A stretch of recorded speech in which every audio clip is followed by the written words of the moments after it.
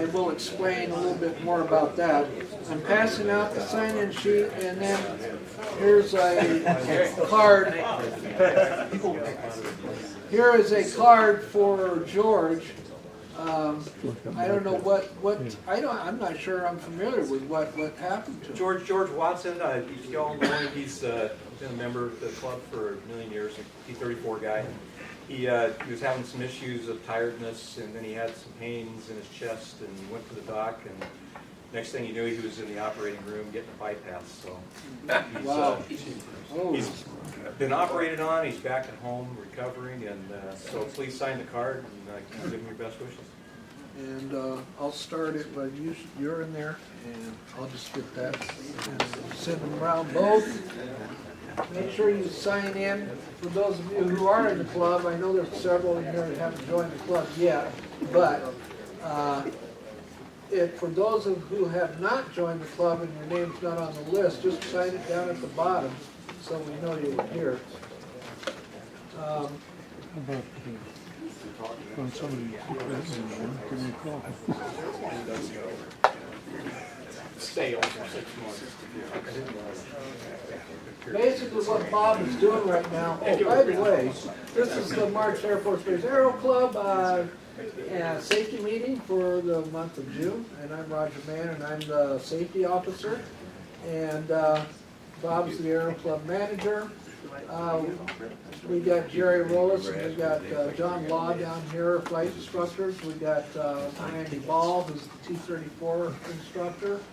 And let's see, who else we got? Oh yeah, Derek Carlson, who actually showed up. He's one of our instructors. Hey everybody! Yeah, yay! And we got a couple of the wing advisors. And we got Bill Edelman, Colonel Edelman, and we got Captain Greer. Captain Greer used to be a member of the club. Many years ago, he got his license here and everything. Now he flies a KC-135. So,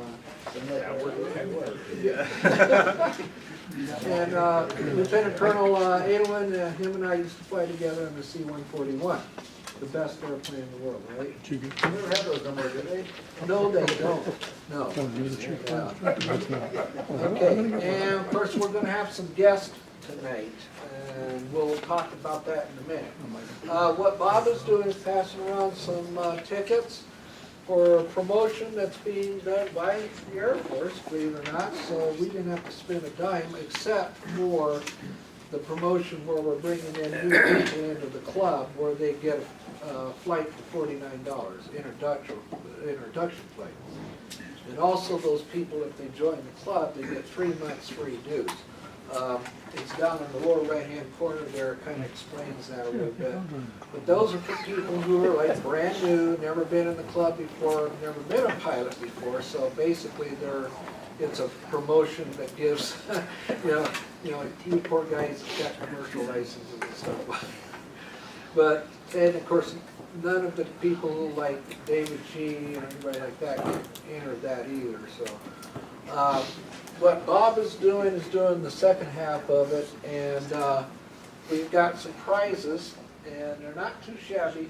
Again, the Air Force paid for all this stuff, so for this month, you got survival kits in a bottle. They're kind of neat. It's just it's a bottle that just has a bunch of stuff in it for survival kits. So, how many know you're supposed to carry a survival kit on our airplanes when you fly across the country? I know Jason does. I know that you guys that have flown, know that. We do have them in the back closet where you're supposed to check them out, and they are put together by life support, base life support. And they are the ones that check them and stuff like that. But anyhow, you got a survival kit in the bottle, that's tonight. In July, it's a Smith & Wesson gun. No, not really. It's a Captain's flashlight. In August, it'll be a Davis Clark headset. And in September, it's 2 mini iPads with the knee board that holds the mini iPads. So, the prizes get a little bit better as it goes. But it's an incentive to have you come to the safety meetings, is what the idea is. And So that's the second half of the promotion that the Air Force wants us to do. If a person joins a club now, then they get a chance to run and do this in July. Any questions on that? Okay. I know we've got a lot of new people, and I would like to have some of the ones that were new that stand up. I know, you just kind of introduce yourself real quick. And then we have two people that didn't join yet, but I asked them if they would stand up anyhow. So why don't you go ahead and introduce yourself? Michael Pearlman, I live in Claremont, and I am a pilot. Welcome. Okay, where's my new guys? Yeah. Al Evinger, just getting started. Been cargo in a number of Air Force jets before, but I'm just getting started. Become a new member probably tomorrow or something like that.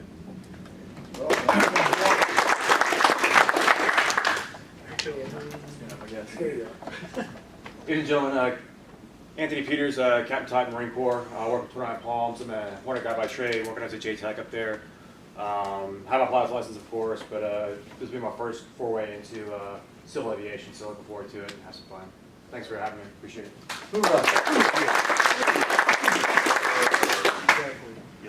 And was that it? I think there was, yeah, I think that's it.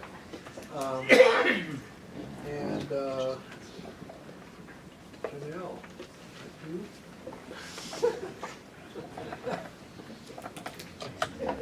Wow, yeah, you guys, that's neat. Everybody showed up tonight. That's pretty neat. Okay, all right. Have we have anybody here who's got a new pilot rating? It doesn't matter what. That includes Air Force, or you passed the check right, let's say. Yeah. Anybody that, yeah. I'm about an hour away from the check ride. Okay. Real close.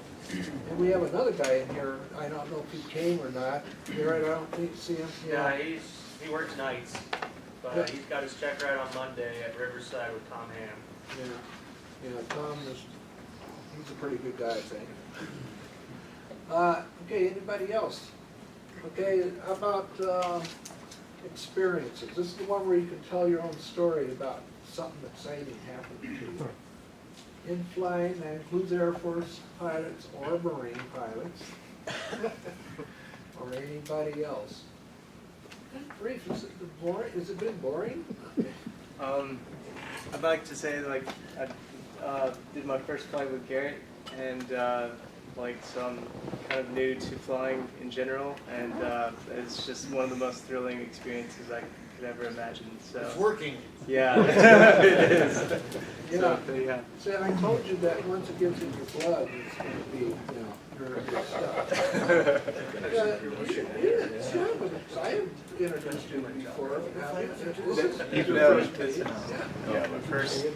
This is also my first safety meeting ever. Yeah, you almost got away with that one. Yeah. All right. Okay. Okay, then we're going to talk to the Aero Club manager, and then is James going to be here? Or? James is in Japan, so you're stuck in Japan. Okay, that's why. Okay, see, when I saw that email saying he's gone until the 4th, I'm like, really? That's why I sent that email. Right, yeah, we usually tag team everything. Okay, well, I'm sorry to get your name. It's not a problem. I'm Mike Van Gogh. All virtual. You can, yeah. And all right, and then we're going to do the drawing after the meeting at the very end, so nobody leaves. Because you got to be here to win. Okay, let me real quick. All right, some of you may have read, and I'll get to Bob here in a second.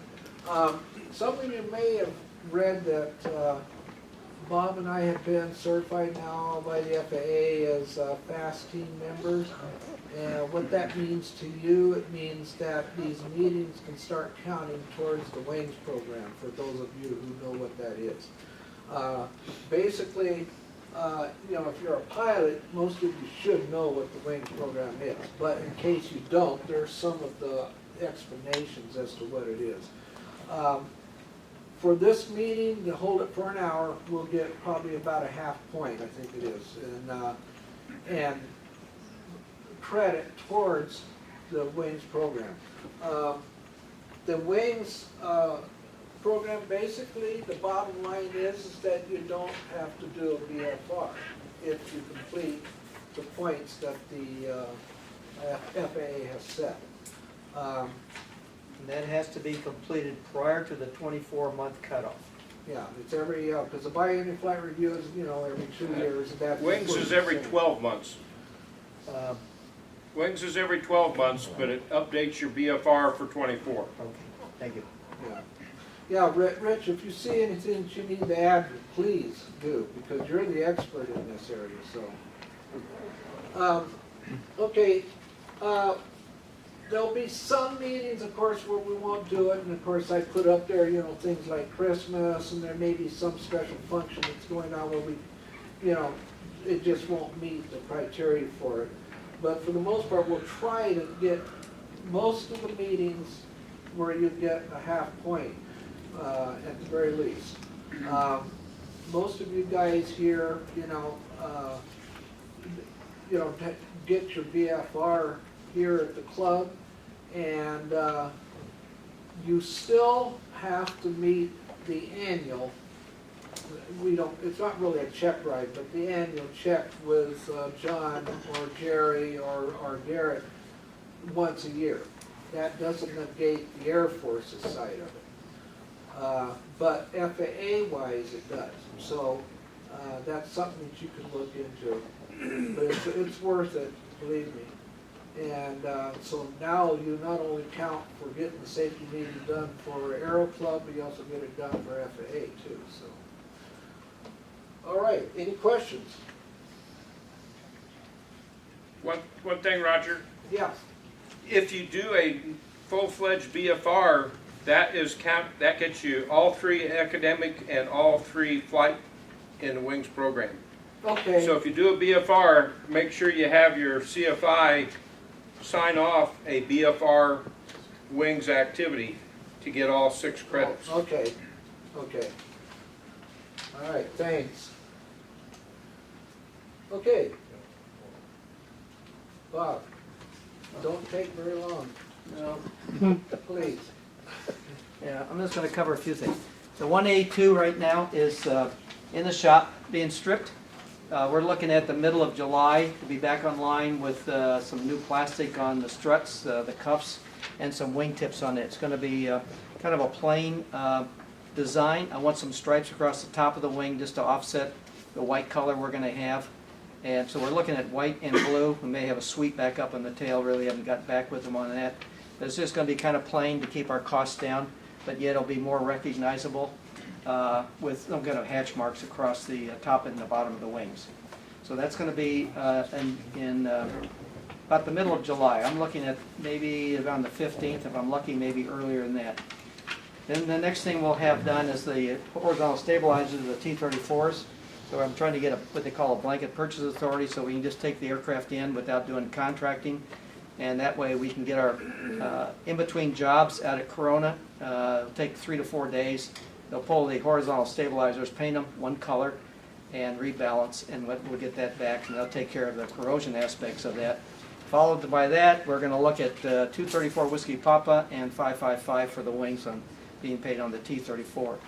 For as far as the T-41As, looking at updating the avionics in 29 Foxtrot. It only has the one radio, and it really is in dire need for that, so I'm looking at getting some more money for that. And for 35 Foxtrot, which has been a hangar queen for a number of years, we're going to start putting that together. I'm looking at almost $28,000 as a project to get the third T-41A back online, because as it stands now, we can really use that particular aircraft. We'll keep the one T-41 Charlie, and as far as GPSs, don't count on it right now. So that's kind of the program for maintenance. All we're asking for is each one of you to try and help the Aero Club. Be sure and clean the aircraft. Don't forget to take and wipe down the bellies. We do get a little bit of oil, and when you're pulling out the dipstick, have a rag out there at the, when you're checking the oil at the fuel pump, fuel station, before you stick the dipstick in, wipe it off, because what we're doing is we're wiping the dipstick off on the tube, and then the air flow that comes up through the engine and cooling throws it up all over on the interior and down across the belly. So to try and curtail and keep the aircraft clean, I'm asking you to take and be sure and wipe off the dipstick before you put it back into the sleeve. And just be cautious about adding oil. That's another issue. There's a lot of funnels out there that can be used for adding oil if you need to add oil. The biggest problem the Aero Club has right now, we have no organized method right now outside of each one of you to take and tell the Aero Club how much oil is being used. But when I see an aircraft fly 35 hours and showing 0 oil usage, I think it's kind of funny. And yet we keep putting in a box or a case of 12 quarts into the Connex consistently. Someone is using the oil. I find it very hard to find an 0300 not using at least a quart of oil every 12 to 15 hours, idealistically. So be sure and mark it down.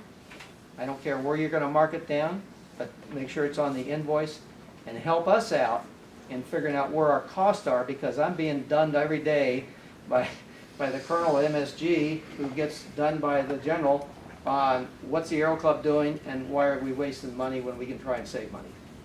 So just help me out, help Roger out. There's only 2 of us, and our workload is getting more and more increased. It's just like maintenance. They're really pretty stressed in regards to trying to keep all the aircraft going for just the amount of time that they have to donate out here. So the other thing is what Richard has talked about on the program itself.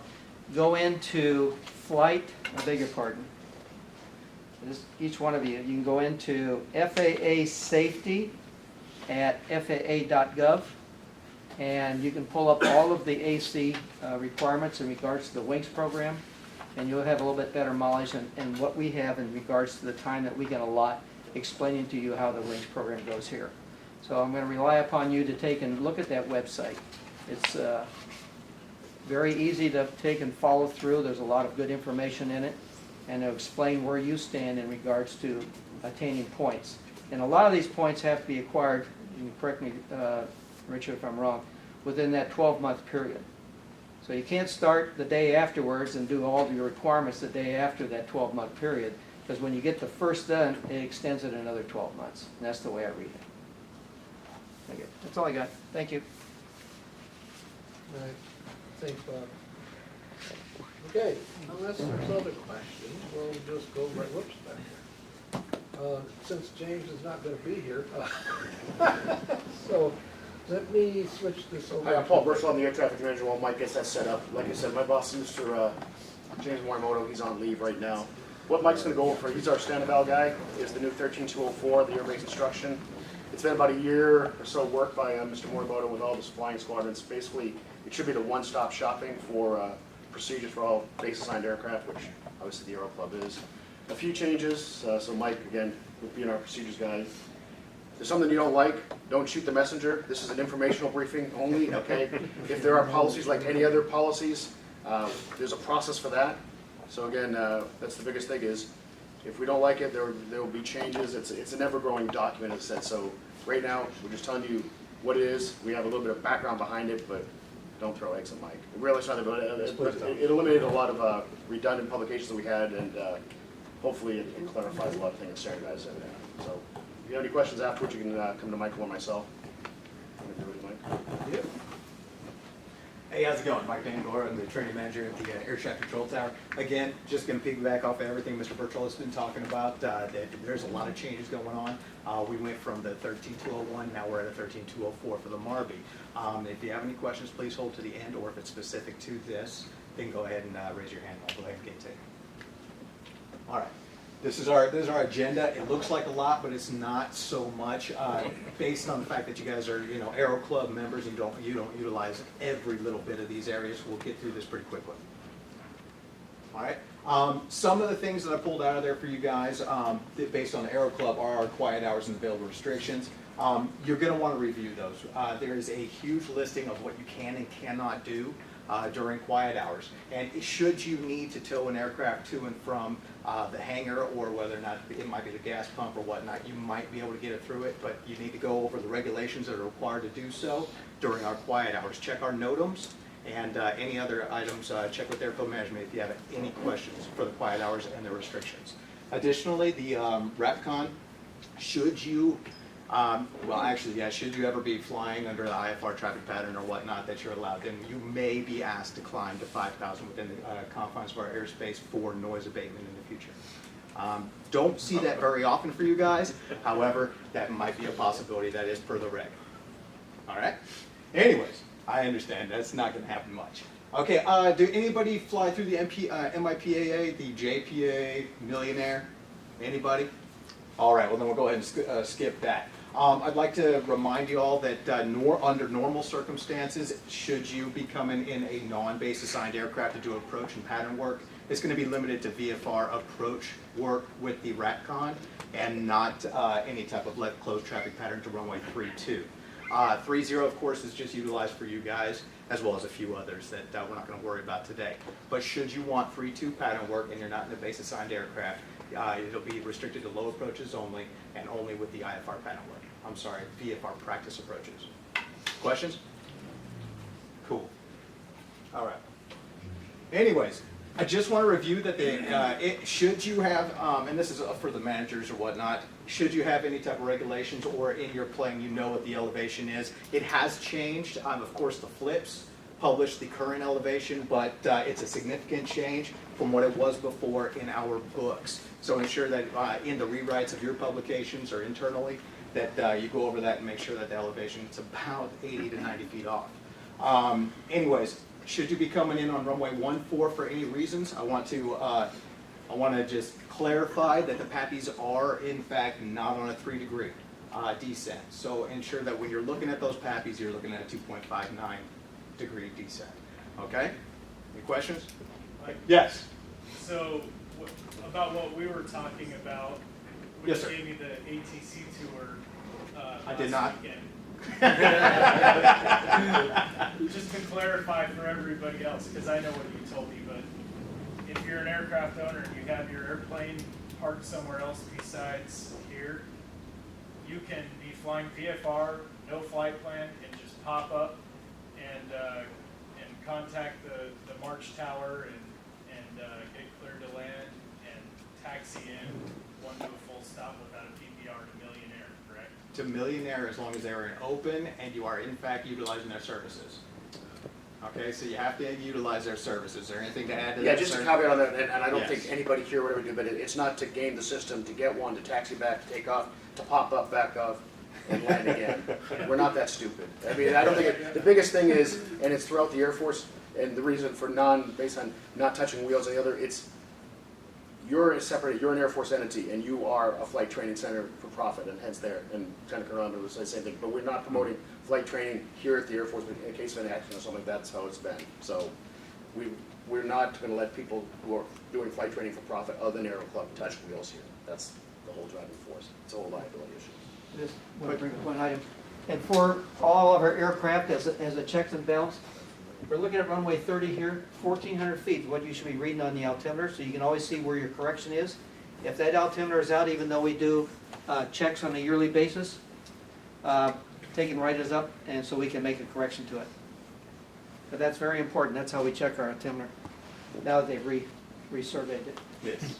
Yes. And just in case you don't know, there is in fact a helicopter landing pad 400 feet south of runway 30.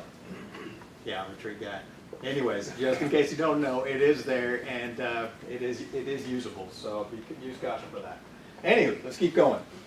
Should you utilize runway 32 or 14 at any one of the taxiways, you're going to have to depart there from nighttime. The intersection distances, due to new rules and regulations, have decreased in most places. So please look at those. Now, we will provide you with the distance remaining, but just understand that it's going to be different than in the past. So don't let that throw you off. You can still take off from pretty much every intersection, with maybe the exception of Delta there. All right, questions? Oh, and I'm sorry. Due to the engine run procedures, it looks like you guys are going to be able to do your engine runs anywhere on the main apron and in your spots. Okay, there's a lot of changes to that. They decided to close off certain spots to certain type of aircraft, but you guys are all looking good, so don't worry about that. All right, here's a big one that we're going to talk about. Any domestic departures out of here that want to depart VFR IFR from March are going to be filing these DD forms. Make sure you get that done, but at least 1 hour prior to departure is what we're looking for. When you guys go to airfield management, I will then get a phone call up in the control tower or RAPCON, and we'll decide, and we'll be ready for you, and we'll be ready for your departure. Anyways, try to get those in before 1 hour. Anyways, when you transit the RAPCON airspace, please call us March Approach. Okay, you will be speaking with March Approach. Please do not say March GCA anymore. Okay, we're trying to get along to some new phraseology, and let's make that happen. This is the stuff that you're going to be have questions about. If you haven't been described yet, we used to have Zolts, Joe Bob, Flat Top as our reporting points. Okay, you're not familiar with TAC East or TAC West. Those have changed as well, but don't worry about those. Okay, you are not to use TAC East and TAC West as your visual reporting points. Our visual reporting points Flat Top is now Three Sisters. Okay, that's over here. Are you guys familiar with what Three Sisters is? It can be found on the supplement maps and all that. Anyways, I'm sorry, the low altitude charts. Three Sisters used to be, like I said, Flat Top. It's a couple of hills out there, so we're going from flat to hills. And these are in order to more align better with what our local law enforcement uses, as well as other local pilots. Zolt's Flat Top is just, it confused a couple of people because there wasn't any visual reference to it. So Zolt's to the north is now Box Springs. We all know Box Springs Mountain, big M on it. That is now Box Springs. Okay, we switched over Joe Bob to Ridgecrest. That's Ridgecrest Elementary School is over there. Of course, the exact radial and DME are found in the 13204 if you'd like to take a look at it. But now it's Ridgecrest Elementary School is one of our VFR reporting points. Okay. Now we were lacking in the past a southern reporting point to come in from the south or to depart from the south. We now ask that you guys come in or depart via Lake Paris unless otherwise coordinated. That being said, we're just trying to get you off the inbound flight path of our heavy aircraft or departures that depart from 1114. So those are our new visual reporting points. Do I have any questions with that? Go ahead. Are you saying we have to do a flight plan an hour before we take off? We would like that. Airfield management is requesting that, yes. But most of our flights are local. Yes. It stays within the system. If I'm filing outside, I can understand that. Right, right, okay. So depends on, when the instructor gets done briefing the student and what have you, or the individual does it. Normally it's about 20 minutes for us. By the time he files and goes out and pre-flights the airplane and gets started. Okay, that being said, we'll get back to you on that, on the answer to that, just to ensure. I'm not speaking on behalf of airfield management, per se, but I do know that the request was made to have it at least 1 hour. Otherwise, we'll get the answer to you. Okay, thank you. Yes. Both the old Zolds and the new Lake Paris are inside the class Charlie. Right. There is the exact DME, the exact position of these VFR reporting points in the 204. So you really need to be talking to you guys before you get there. You can't pop up and say, I'm at Box Springs. I like to hear approaching Box Springs. I have to commend you for changing all the names to confuse the locals. Yes, again. I mean, everybody was used to them and everybody knew them. And just to change them to make them conform to something that's on the ground? Oh, well, actually, that's with the FAA under our reporting points by the 7110.65. We are supposed to use both that are easily discernible from the ground and on charts. So that's why that change was made. Yes. I mean, I understand tradition and all that stuff, but that's why that was made, because it's supposed to be easily discernible from the air by the air crews and on sectional charts, and that's what we built on. There was plenty of confusion between Zolt's and Joe Bob from our law enforcement community, and so we decided to look at it and to see if we can keep or change. So that's where we went there. Anything else? Gonna say? All right, let's go. All right, Anyways, should we have a helicopter in the area and you hear they're in the west sector, east sector, north sector, I implore you guys to look at these. You don't have to worry too much about these, but we have resectorized our airspace. Should you have a photo mission that you might be flying within, become familiar with these sectors of airspace, and we will assign you a sector or that you request. If you say, hey, I'm looking for the east sector, then I'll go ahead and issue the east sector, or I'll remain clear of the March sector. And so that's just something I'm going to ask each one of you to look at your own time to ensure that you know that the different sectors of our airspace now.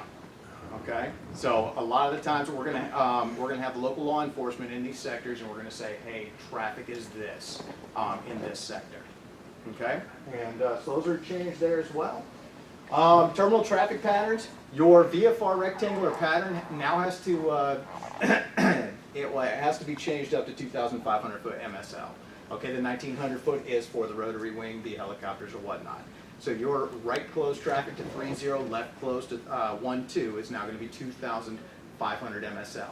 You're going to be sharing the east side downwind with the new MQ-9s now. Have you all flown with them yet? I mean, with them in the pattern yet? I'm sure you have. But that is going to be, it's not something that we're going to try to maximize. However, the MQ-9s are going to be in their own pattern at 3,000 feet, while you guys are going to be doing an internal downwind at the 2,500 MSL. All traffic information will be issued accordingly, and we will ensure that nothing happens. All right. Anyways, the runway 30 overhead is still 2,500. Well, is 2,500 the same as the rectangular? There will be no overhead patterns to runway 14. Questions? Moving on. All right. Back up. Yes. What about overhead patterns for 3.2 and 1.4?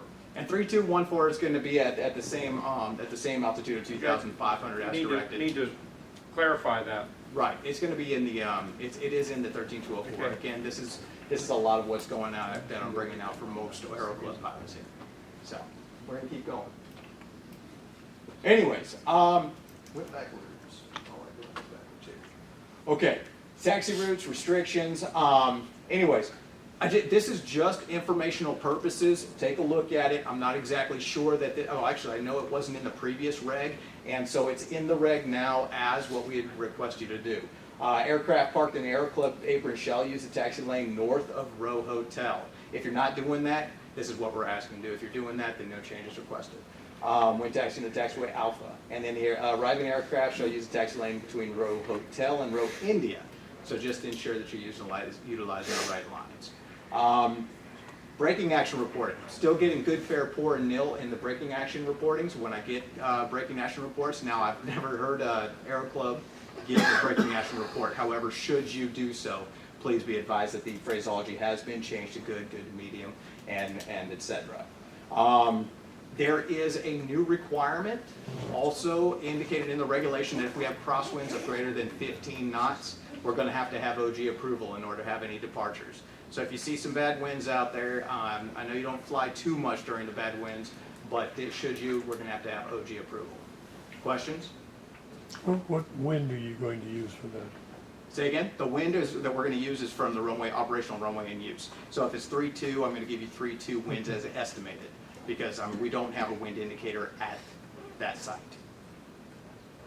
Using crosswind component, or you're using crosswind? We're using the actual right now winds of current. So if we have a weather advisory, 30 degrees off the runway at 16 knots, are you saying no? No, that's not what I'm saying. I'm saying at a crosswind. So if we have a weather warning for a crosswind, meaning crosswinds are now in the area, then I'm going to go ahead and get OG approval if their crosswinds are 15 knots or greater. If there's a warning. No, the crosswind advisors, so as we talk, we get the crosswind advisors. When the crosswind advisors are 15 knots or more, we're required to go by that for the OG. So what are they advising you on is my question. It's from the Weather Service. We get it from the automated weather observation of the weather advisors. Yeah, but if it's 30 degrees off the runway at 30 knots, that's not we can debate this later, but I'm just telling you what is in the regulation. It's what it is. It requires OG approval. We don't, as ATC, we just don't make up the weather advisor. These come from the Weather Service. I understand, but what are you doing with the information you get is my question. We are. Are you breaking it down into a crosswind component? No, we do not. We just get the advisory, that's what. No, that's our job. They're just giving Exactly. you a direction and velocity, right? That's exactly what we're getting. That's all you get. Exactly. We don't break down the We gotta component. We figure don't out just the component. determine the component. We are not the aircraft operator. That is the pilot manager. Do you have to get OG approval for each takeoff and landing, or is this something, hey, Should we have multiple aircraft that we know are going to be departing, then we're going to go ahead and request authorization for multiple aircraft. Okay?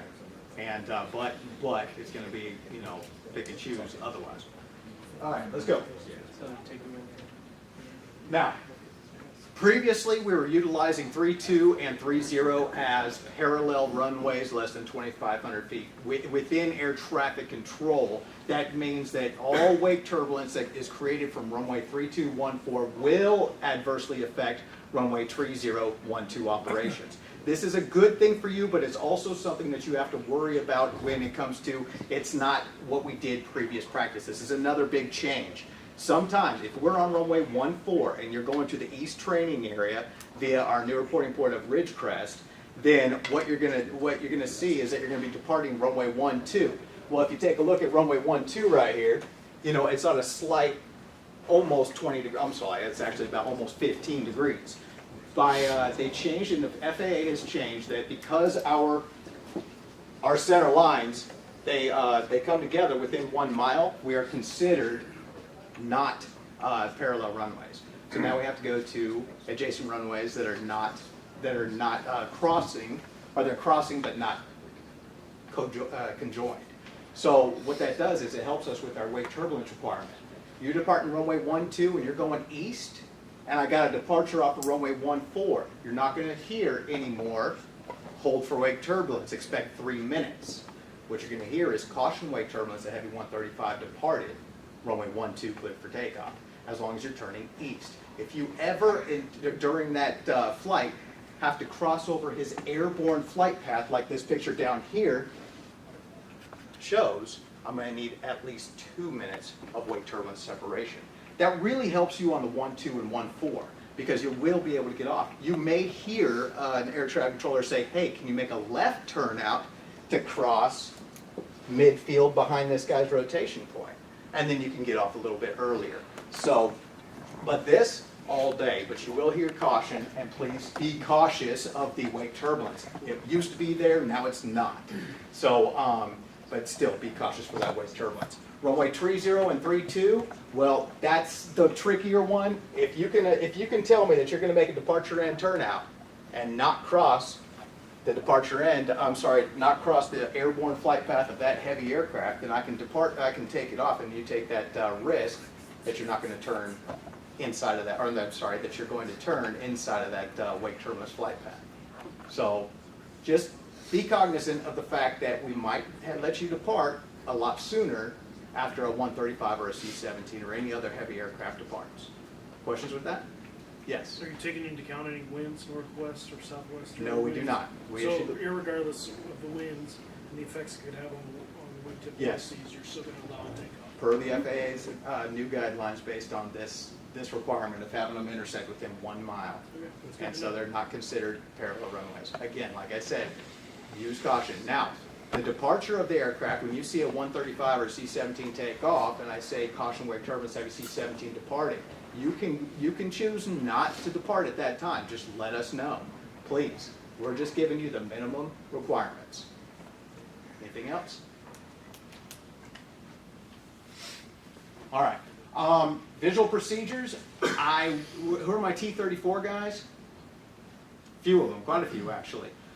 Carrier brakes, low approach to the overhead, not allowed. Those have been taken off the table. All right, I understand, and I really enjoy watching those. Actually, to tell you the absolute truth, they're very nice to watch. However, they have been taken away due to. Say again. Yes. They're fun to watch, especially when they come close to the control tower, and I really appreciate it. Unmanned aircraft.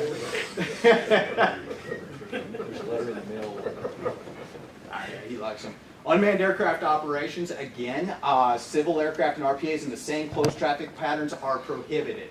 Okay, so I'm never going to ask you to follow an RPA or a UAS to runway 32. However, I may say traffic off your right, unmanned aircraft, turn downwind turn downwind reference that aircraft or whatnot, okay? So, right close traffic approved at departure end, traffic is this guy. When I say traffic, you're not in the same traffic pattern, I'm just issuing you traffic to watch out for, okay? Again, always be following out for the RPAs. I mean, listen for those RPA guys.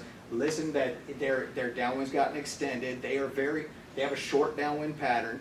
They're not like the big heavy guys. They're not 135 or 17, so they're going to pull a short pattern. So we ask that you keep that in the back of your mind when you do find yourself almost in the same pattern. Yes, sir. What speed are they flying at? They're normally flying close to your speeds, right around 120 knots in the pattern.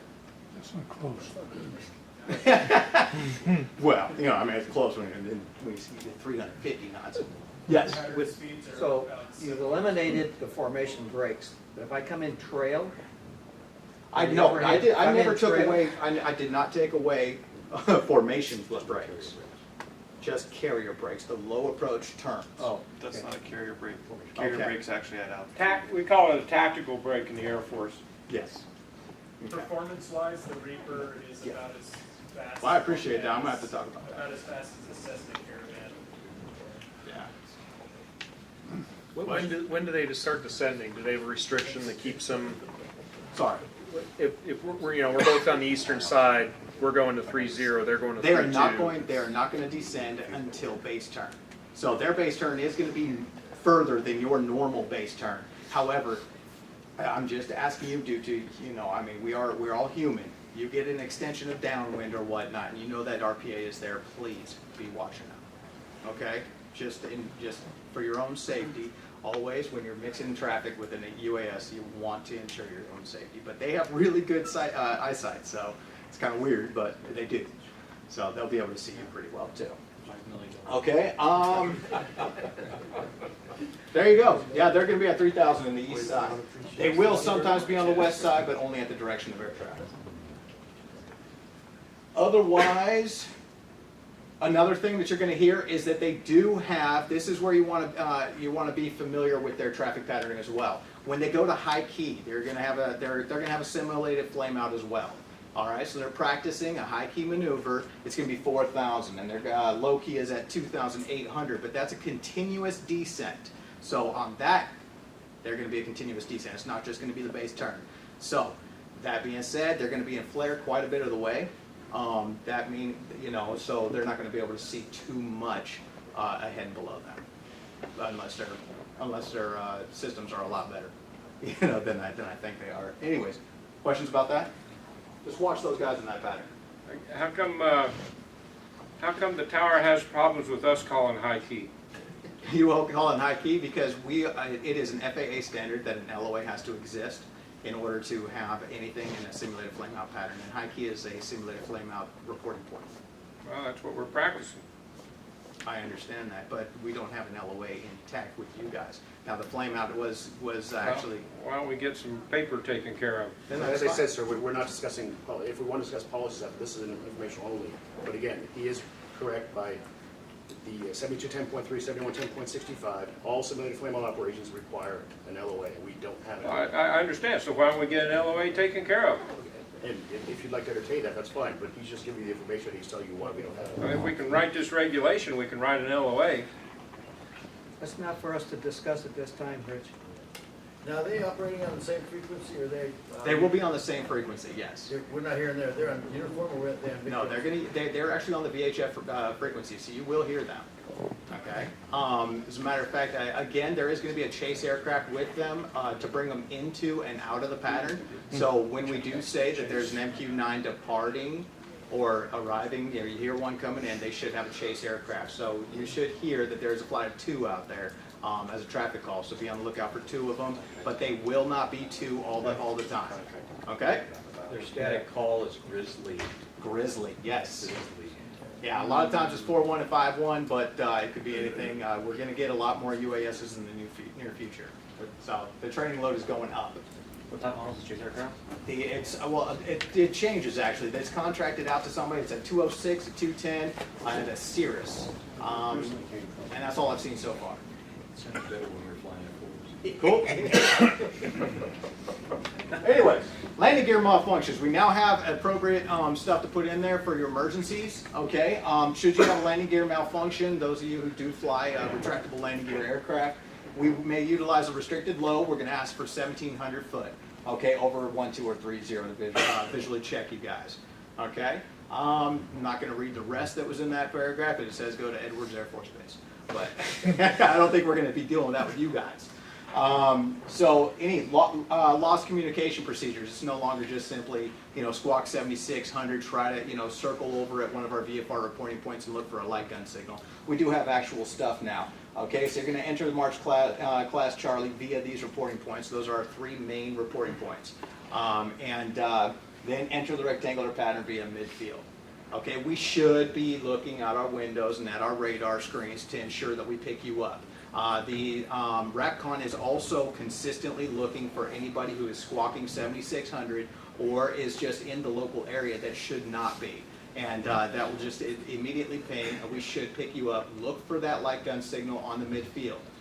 Should you not get it, okay, if none received, continue downwind to the base and overfly runway 3012. What you're looking for there is just to alert the controllers that you are actually in the area. By overflying, they'll say, what the heck was that? And we'll figure it all out real quick. Okay? And then you should be rocking your wings at 2,500 on your overflight. We don't want to get you outside that rectangular pattern. And if no signal, then go ahead and do your close and full stop at pilot's risk. That's a new procedure in that document, so please become familiar with that just in case you have stuck landing gear or you think that your landing gear may be in a non-retracted or in a retracted position. Questions? Cool. All right, that's what we went over. Again, lots of changes, but not as many to affect you. We talked about the VFR traffic patterns. I'm sorry, and the altitudes have changed to 2,500. We're going to ask that you fly it at 2,500. Of course, the RPAs are going to be at 3. You're going to get traffic information on those things. Our visual reporting points have changed to become more familiar with our local aircraft other than Aero Club operators, and to be more in line with the FAA. Otherwise, please just review the document. Okay, you review all of it. It's got a lot of changes, but this is what we pulled out that most affects you. Yes. What was the reason for no overhits to 1-2? I believe that had something to do with the local community and the With local what? operations, the base operations, the operations on base as well as the local community to that side of the airport. Breaking through. No, never mind. And yeah, you do also have to remember we do have the alert mission over there, and we've got to ensure that there's no overfly of that area. So it's probably to mitigate that risk. Yes, sir. Kind of just a part about engine runs. Did you say that the Aero Club do engine runs are restricted on their parking spots?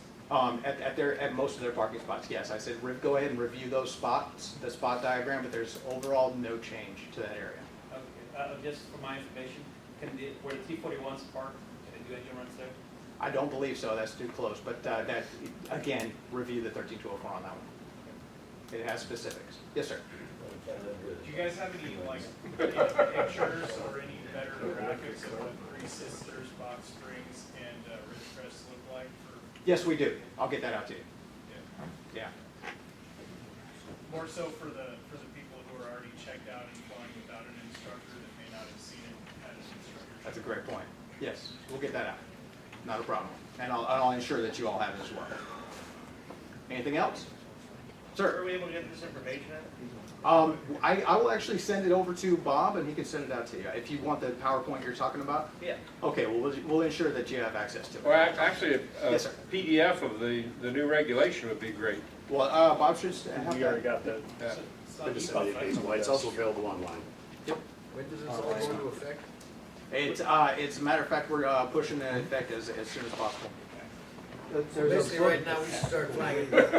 Tomorrow, we would love to hear, hey, I'm at Ridgecrest, or I'm approaching Ridgecrest from the east. So if I fly tomorrow morning, I should go to 2,500. Yes, sir.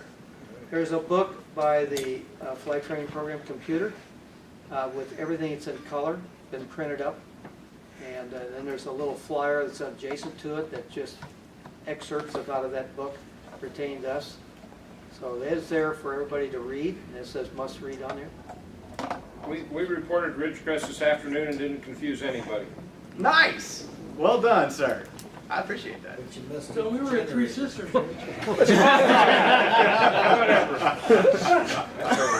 Hey, I really appreciate that. I do. Thank you. Box spring, box spring. Anything else from anybody? All right. Well, thank you very much. You all have a good time.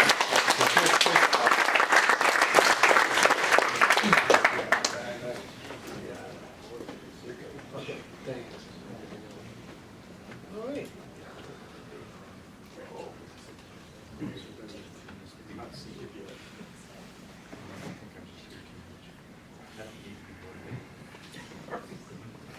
All right. The next meeting is 18 July, and unless there's any questions, stick around for which. Back up, we not have the drawing. I know. Okay, That's well- what I'm getting to. That's next. No, don't worry, Rich, you'll probably I will got the win. winning ticket Yeah, right I'm sure here. you do. All right, now, drawing. Make sure everybody who's a club member has a ticket, so. How do you get a ticket? How do I get a second ticket? Yeah, right. Randy, you didn't get one? Brandon needs a ticket, RB? Bob. Yeah. I just figured you didn't think I needed any motivation. Well, I don't know how I missed you, I'll be honest with you. Yeah, I know, I don't get that. No. It's too late. Too Hey, late. wait a minute. You guys are sitting in different seats. Yeah, you. Yeah, right. No, you're doing that. I have something.